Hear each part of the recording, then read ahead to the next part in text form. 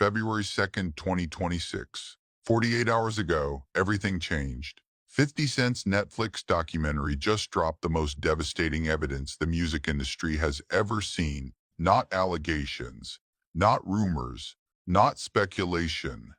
Evidence. Videos from private parties that were never meant to surface. Testimonies from victims who stayed silent for decades.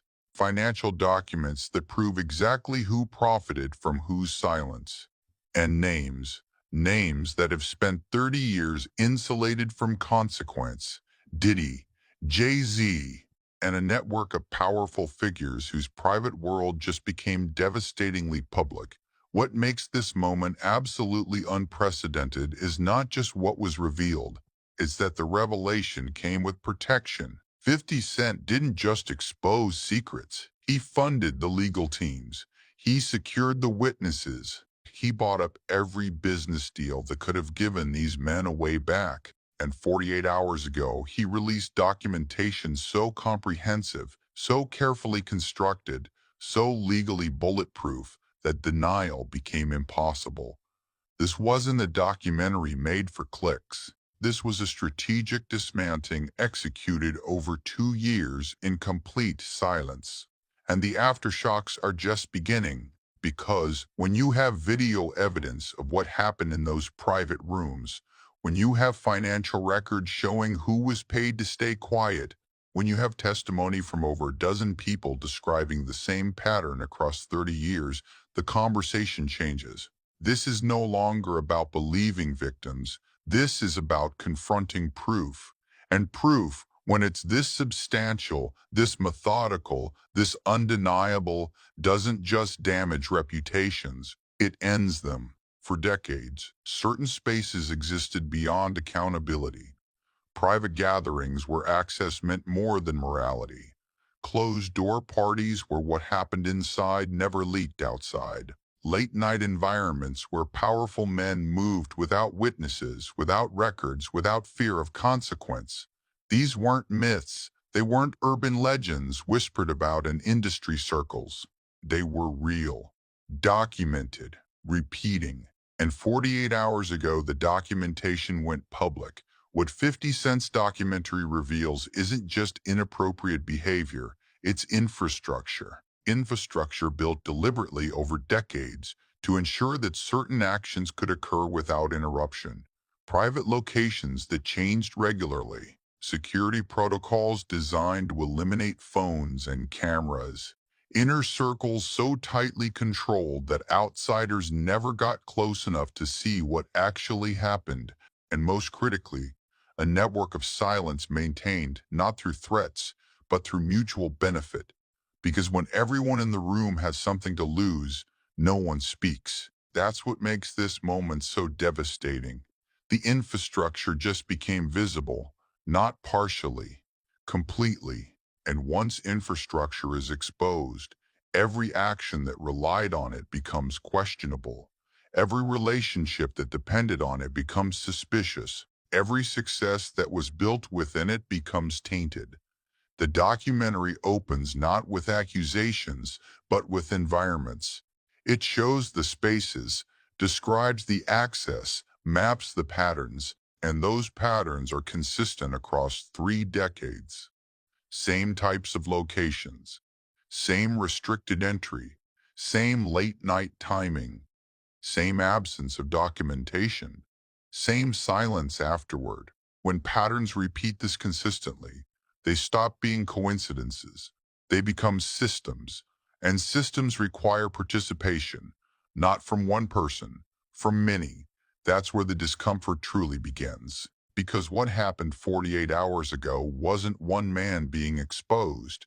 It was an entire network being mapped, and everyone who moved within that network, everyone who had access, everyone who stayed quiet, they're all connected now. Not by speculation, by documentation. Before we go deeper into what those videos actually show, before we break down the testimonies that are already triggering federal investigations, before we reveal which major figures are currently scrambling to distance themselves from evidence they can't deny, make sure to like this video, subscribe to the channel, and hit the bell icon. Because what's unfolding right now, 48 hours after this release, is bigger than entertainment news. This is systematic exposure of abuse infrastructure that existed for 30 years. And it's happening in real time. Now let's get back to it. The arrest that sent Diddy to prison wasn't random. It wasn't reactive. It was the result of something 50 Cent had been building quietly for 2 years: legal funding. He didn't just talk about victims, he found them, reached out to their legal teams personally, and provided the resources they needed to come forward without financial risk. 7 victims who had been silent for years suddenly had representation from the top criminal attorneys in the country. Attorneys who don't work cheap. Attorneys who don't take cases unless evidence is substantial. And 50 Cent funded all of it, not publicly, not for headlines, strategically, because he understood something critical. Individual allegations can be dismissed, but coordinated legal action backed by resources and expertise creates institutional pressure, pressure that systems built on silence cannot withstand. The documentary reveals how methodical this approach was.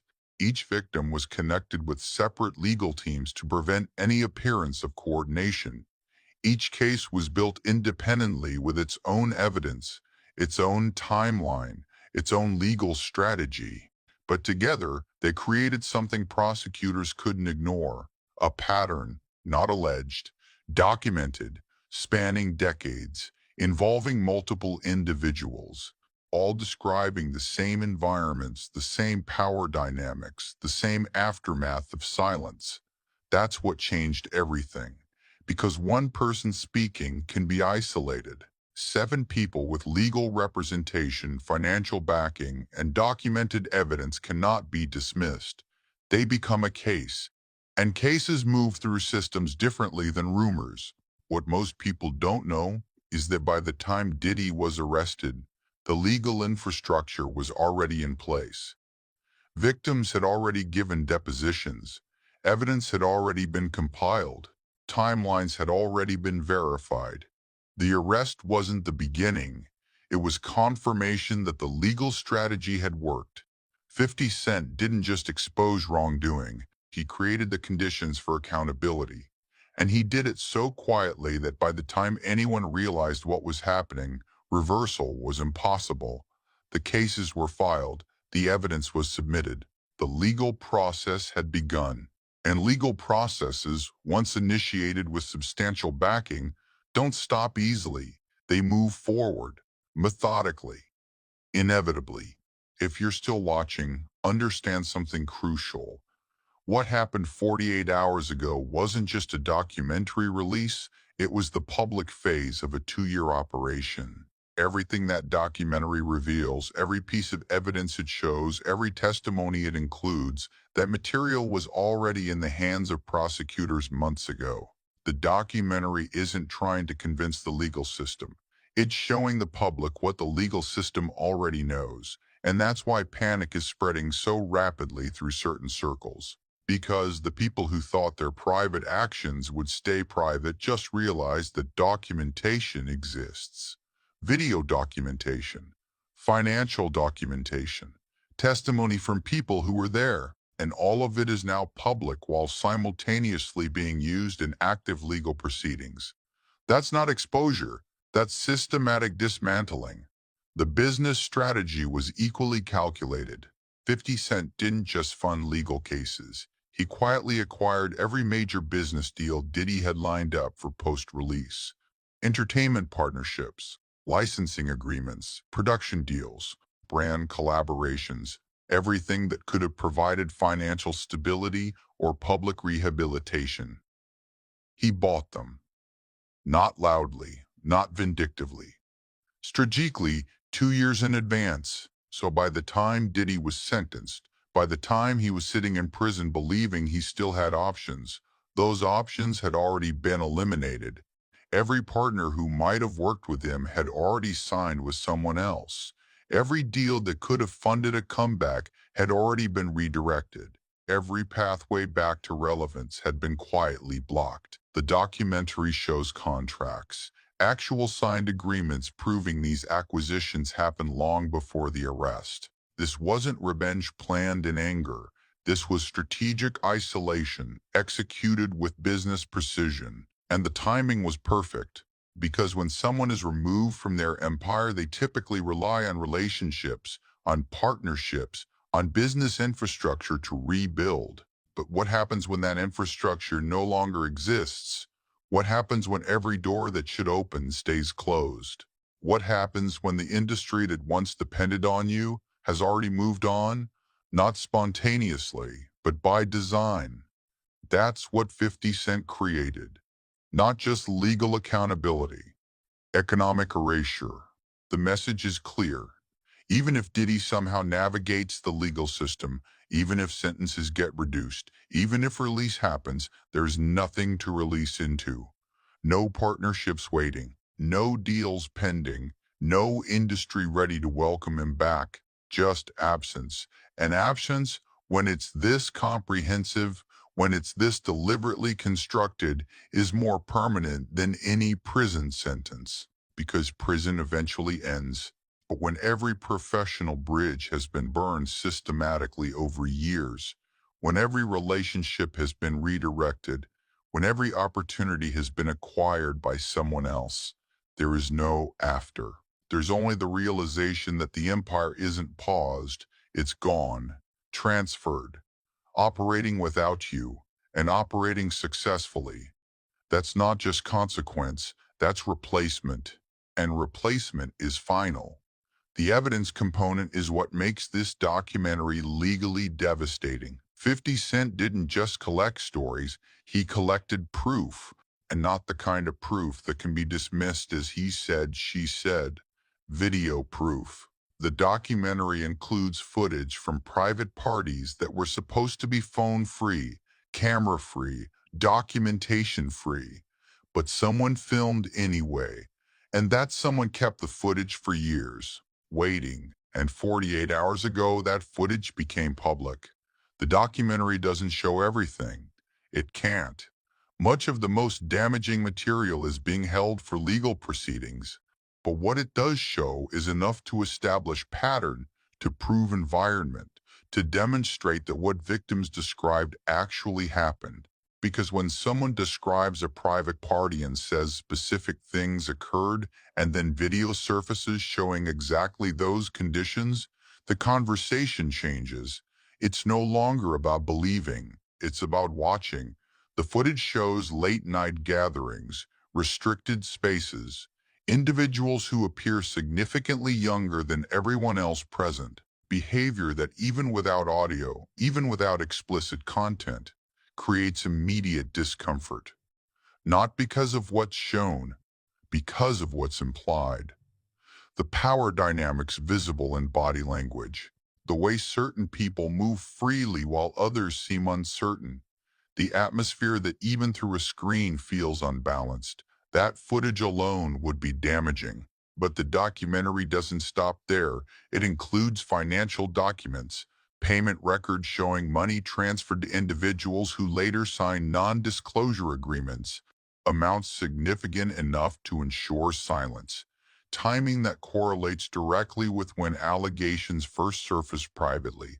These aren't leaked documents. These are official records obtained through legal discovery, which means they've already been verified, already been authenticated, already been accepted as evidence in legal proceedings. The documentary is just making public what prosecutors already possess. And what those documents show is a system where allegations were met not with denial, but with payment, not with investigation, but with paperwork, not with accountability, but with money that ensured silence. That's not defense, that's admission. Because innocent people don't pay for silence. They pay for defense. They fight allegations. They demand investigations.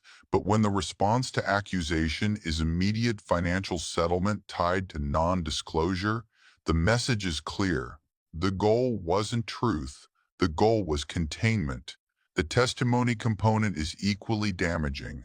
Over a dozen people interviewed on camera, not anonymously, not with voices disguised, on camera, using their names, describing their experiences, and the consistency is what makes it impossible to dismiss. Different people, different years, different locations, same pattern, private environments, power imbalance, behavior that felt wrong at the time but was rationalized, and afterward, silence, not because they didn't want to speak, because speaking felt impossible. Some describe being told explicitly that their careers would end if they talked. Others describe implicit understanding that access depended on discretion, but all describe the same realization, that what happened in those spaces was protected not by secrecy alone, but by structure, structure that made speaking more dangerous than staying quiet. The documentary shows how that structure functioned, how access was granted carefully, how trust was tested constantly, how silence was rewarded while questions were punished with exclusion. That's not individual misconduct. That's organizational design. And organizational design requires multiple people maintaining it, which is why the investigation isn't stopping with one person. It's expanding. Because everyone who participated in maintaining that structure, everyone who enforced that silence, everyone who benefited from that system, they're all potentially liable, not just morally, legally. If you stayed until this point, you understand what 48 hours ago actually means. This isn't scandal. This is legal reckoning. Federal prosecutors are already reviewing the evidence. Multiple investigations have been opened, and the documentary just gave them something invaluable: public pressure. Because investigations can be slow, they can be quiet, they can fade from attention. But when evidence is this public, this documented, this widely viewed, investigations can't be buried. They have to move forward, visibly, decisively, or face questions about why they're not. That's the strategic brilliance of the timing. The legal infrastructure was built first, cases filed, evidence submitted, investigations initiated, and then once that foundation was secure, the documentary went public, not to convince prosecutors, to ensure they couldn't back down, because now millions of people have seen the same evidence prosecutors have. Millions of people are asking the same questions. And those questions create accountability that extends beyond the legal system. They create cultural accountability, the kind that doesn't fade even if legal cases stall. The Jay-Z component adds another layer of complexity, because the documentary doesn't just focus on Diddy, it maps connections. It shows how certain figures move together privately while maintaining public distance, how coordination happened without acknowledgement, how protection was mutual, and Jay-Z's presence in that network is documented, not alleged, documented. Photos showing him at locations during time frames that align with victim testimony, financial records showing business partnerships that were never disclosed publicly, and most damaging, his own past actions defending Diddy publicly when allegations first surfaced years ago. The documentary includes footage of Jay-Z writing lyrics that specifically defended Diddy during an earlier controversy, lyrics that dismissed allegations as lies, lyrics that characterized accusers as opportunists. And now, with new evidence available, those lyrics look different. They don't look like artistic expression. They look like coordination, like one powerful figure using his platform to protect another. And that protection, when extended to someone now facing substantial criminal evidence, becomes its own liability. 50 Cent makes this explicit in the documentary. He shows the timeline, shows when allegations first appeared, shows when Jay-Z publicly defended Diddy, shows the financial connections between them during that period, and asks a simple question: was that defense based on truth, or based on shared interest in maintaining silence? The Nicki Minaj situation adds specific financial weight to Jay-Z's involvement. The documentary reveals that when Tidal launched in 2015, Nicki Minaj was instrumental in building the platform. Her music, her promotion, her credibility with audiences. The platform succeeded in large part because of her participation, and according to documents shown in the documentary, she was owed $7.9 million in royalties, money that was never paid. The documentary shows the contracts, shows the streaming numbers that should have triggered payment, shows the timeline when payment should have occurred, and shows that it didn't happen. Instead, according to the evidence presented, those funds were redirected, kept within Tidal's corporate structure, never distributed as contractually required. That's not business dispute. That's potential fraud. And when that alleged fraud is connected to someone who is simultaneously protecting another figure facing abuse allegations, the entire network becomes suspect because it suggests a pattern where power protects power through mutual benefit, where financial manipulation and silence about abuse exist within the same system, where the people who profit from that system coordinate to maintain it, not explicitly, not through conspiracy, just through shared understanding that exposure of one threatens exposure of all. 50 Cent makes his position clear in the documentary. He's not just targeting Diddy, he's targeting the infrastructure, and everyone who participated in it, everyone who profited from it, everyone who used their influence to protect it. That includes Jay-Z. And the documentary's release came with a direct challenge, a challenge delivered publicly. Pay back what you owe Nicki Minaj with interest, or face your own documentary, your own investigation into how you've used power, how you've manipulated finances, how you've protected people who shouldn't have been protected. The warning isn't subtle. This is just the beginning. If accountability doesn't come voluntarily, it will be extracted, methodically, publicly, with the same level of documentation and legal backing that just dismantled Diddy's entire world. The response from Jay-Z was immediate, not public statements, legal threats. His lawyers sent 50 Cent a warning letter claiming the documentary overstepped bounds, contained malicious slander, and damaged reputation without basis. But notably, they didn't threaten to sue, they warned. And that distinction matters, because if the content was actually slanderous, if the evidence was actually false, the response would be a lawsuit, immediate, public, aggressive. But threatening to sue while not actually filing suggests something else. It suggests the evidence is substantial enough that legal discovery would be dangerous, because discovery goes both ways. If Jay-Z sued for defamation, 50 Cent's legal team would have the right to subpoena everything. Financial records, communications, business dealings, everything relevant to proving the truth of the documentary's claims. And if that evidence exists, if it's as comprehensive as 50 Cent suggests, then a defamation suit would only create more exposure. So instead, there's just warning, just legal letter, just attempt to create intimidation without actually triggering the legal process that could make everything worse. 50 Cent's response in the documentary is direct. He says he hasn't finished. The witnesses shown are only partial. The financial documents revealed are incomplete. There's more, significantly more. And if legal threats continue, if payment doesn't happen, if accountability isn't accepted, then everything gets released. Not just about Diddy, about everyone connected to the system. The implicit message is clear. This can end quietly, or it can end publicly, but it will end. Because the evidence exists, the legal infrastructure is built. The protection that lasted 30 years is gone, and trying to intimidate someone who spent 2 years methodically preparing for exactly this moment is not strategy, it's desperation.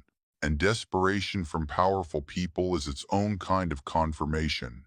Today, February 2nd, 2026, Things that were never meant to be visible are now unavoidable. Secret meetings that occurred behind locked doors. Invite-only parties that started late and ended in silence designed to leave no trace. Night gatherings where young individuals appeared in adult environments. Private relationships maintained carefully away from any camera with women, with men, with powerful celebrities whose public images required that association remain invisible. This is what the documentary puts on the table systematically, not through sensationalism, through documentation. These weren't rumors circulating on internet forums. These were recycled headlines from gossip sites. These were patterns established through testimony, through financial records, through video evidence, through timelines that align too consistently to dismiss. And once you see how deep it goes, once you understand how deliberately it was constructed, how many people participated in maintaining it, you understand why so many powerful figures are suddenly uncomfortable. Because the documentary doesn't just expose individuals, it exposes system. And systems implicate everyone who operated within them. For years, everything looked untouchable from outside. The success, the influence, the carefully presented public image, awards, accolades, business empires, philanthropy, everything designed to create distance between public perception and private reality. But what this documentary asks is simple and devastating. What happens when the public version of power is only a fraction of the truth? What happens when the private version, the version that existed in spaces without cameras, finally becomes visible? This chapter doesn't begin with accusations. It begins with environments, private environments. Spaces never designed for visibility. Rooms where access mattered more than accountability. Where doors closed quietly. Where silence wasn't requested. It was expected, assumed, enforced through a mutual understanding that speaking would cost more than staying quiet. The documentary opens by revisiting the earliest allegations, the ones that refused to disappear. Adult misconduct claims that surfaced quietly over years. Inappropriate behavior allegations that were never resolved, just contained. Stories that didn't take place on stages or red carpets, but behind walls that were never meant to open. What made these accounts unsettling from the beginning wasn't just their content, it was their consistency. Different voices, different years, different cities, the same kinds of rooms, the same power dynamics, the same aftermath of silence. These weren't described as isolated incidents by those who experienced them. They were described as patterns, as environments where professional lines blurred by design, where late-night settings allowed authority to go unquestioned, where people felt uncomfortable but discomfort wasn't enough to justify leaving because leaving meant losing access. And access in these industries means everything. The documentary doesn't rush through this. It lets the discomfort breathe. It shows how these environments repeated without interruption for decades. Because this isn't about proving one moment happened. It's about showing how certain spaces kept existing, kept operating, kept producing the same outcomes without consequence. Influence played a role here. Not loud influence, quiet influence. The kind that decides who gets invited into these spaces, who gets excluded, who feels protected, and who feels replaceable. Some accounts describe feeling uneasy but unable to articulate why at the time. Others describe recognizing only years later how unbalanced those situations actually were, how youth and inexperience were positioned next to established power deliberately, how that imbalance created conditions where saying no felt more dangerous than saying nothing. And that's where silence grows. Not because people don't see what's happening, but because they understand what speaking might cost. Opportunities, careers, access to the very system they worked years to enter. The absence of strong public denial becomes noticeable as the documentary progresses. For allegations this serious, this consistent, this well-documented, the expected response is detailed rebuttal, point-by-point refutation, evidence contradicting the claims. But that's not what happened. Instead, there was distance, legal warnings, silence, and distance when questions are this substantial doesn't calm suspicion, it amplifies it.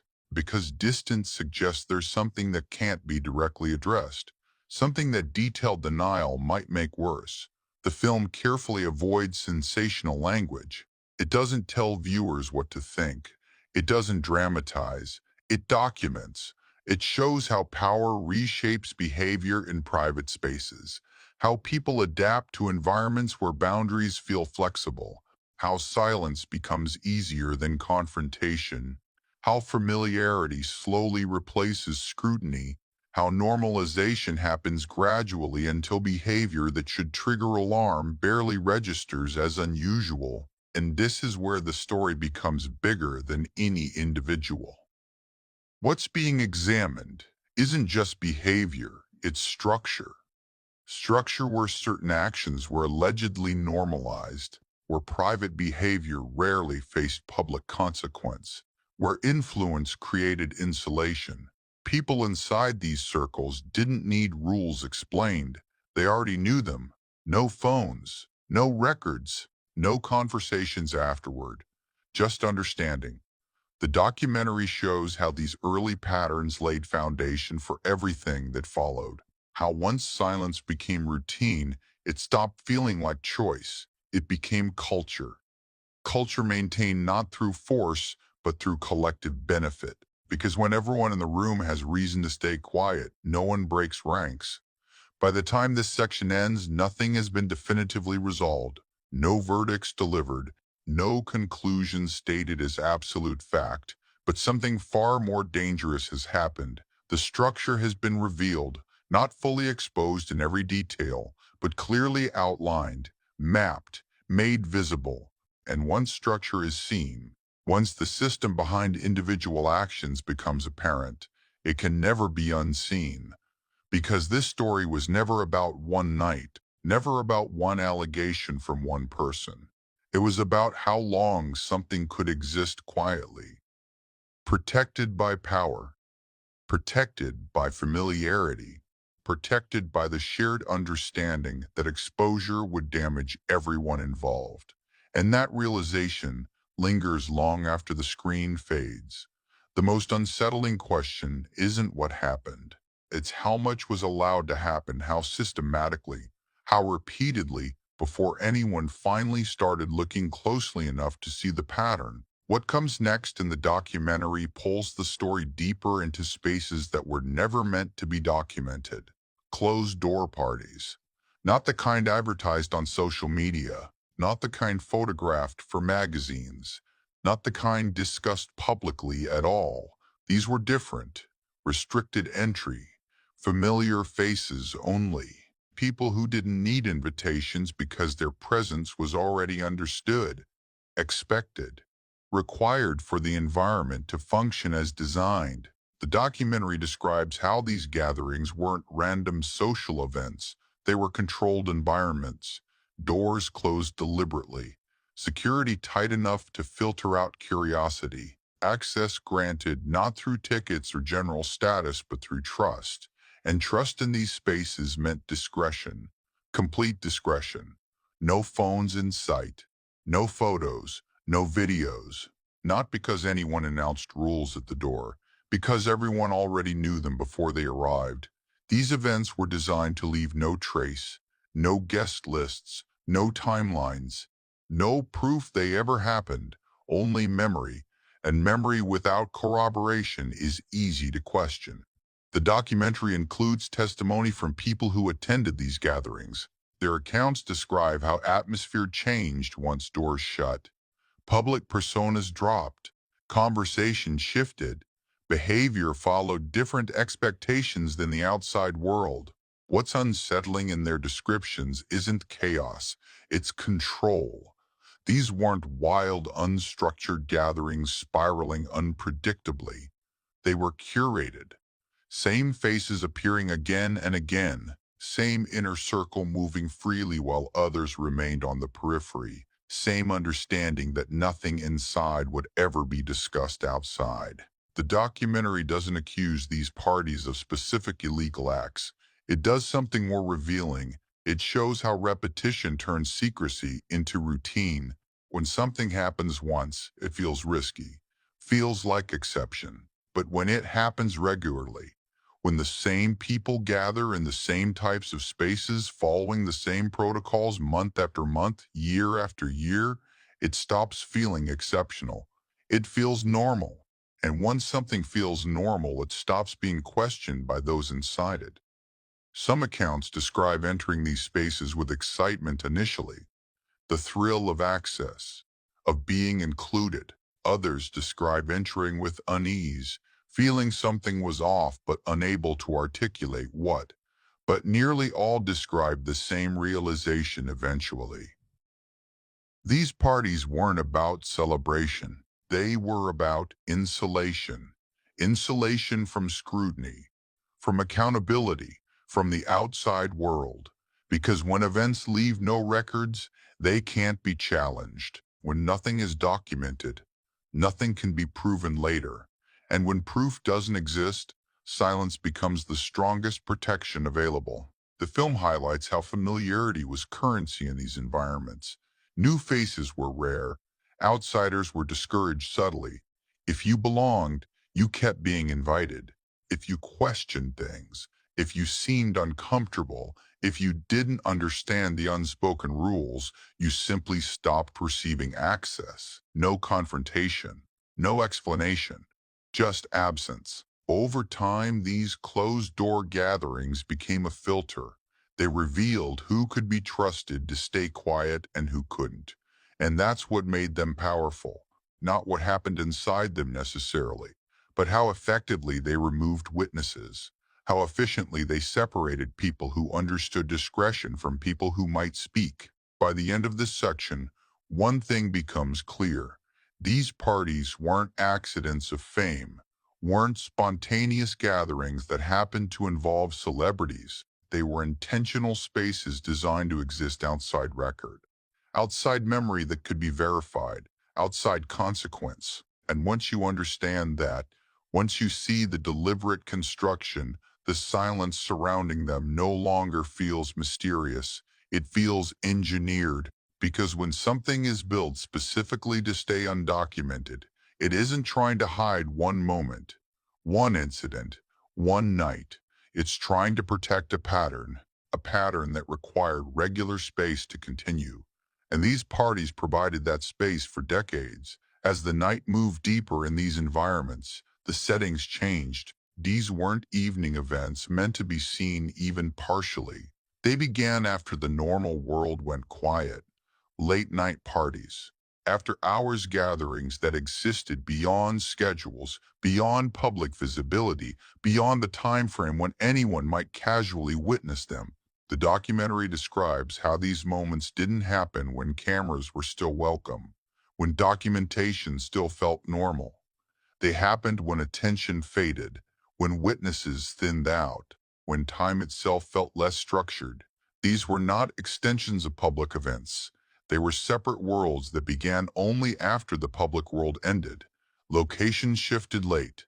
Entrances changed. What began as something ordinary quietly transformed into something private. Accounts describe how energy altered after midnight. Different faces appeared. Faces that hadn't been present earlier.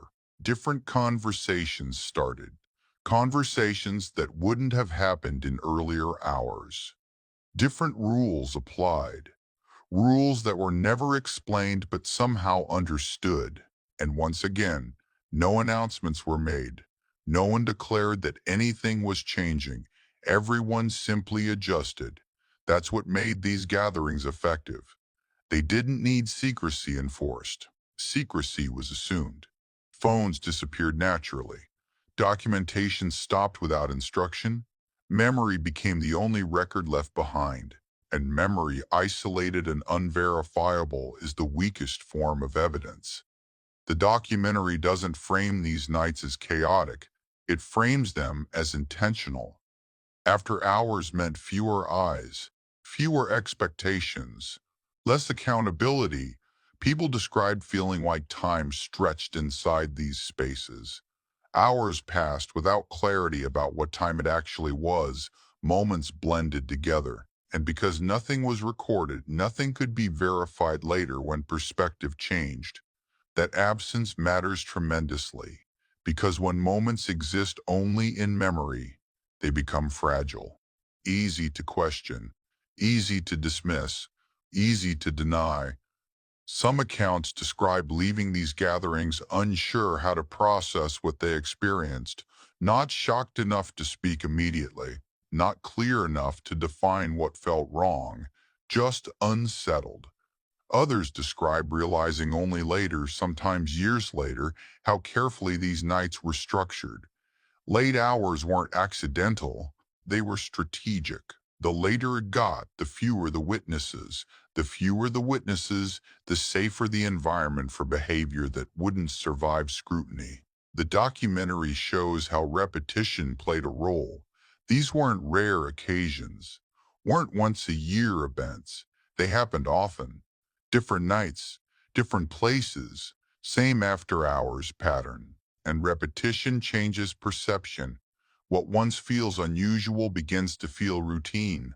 What once feels questionable begins to feel accepted. Because when something keeps happening without consequence, without intervention, without anyone stopping it, it starts to feel permitted. Like the system itself is given approval through inaction. The film doesn't accuse anyone of specific actions during these nights. It doesn't need to. It shows how environments were designed to remove certainty. No footage, no messages, no messages, no timestamps, no proof, only recollection. And recollection without support is easy to isolate, easy to characterize as misunderstanding or exaggeration or lies. That's the power of these after-hours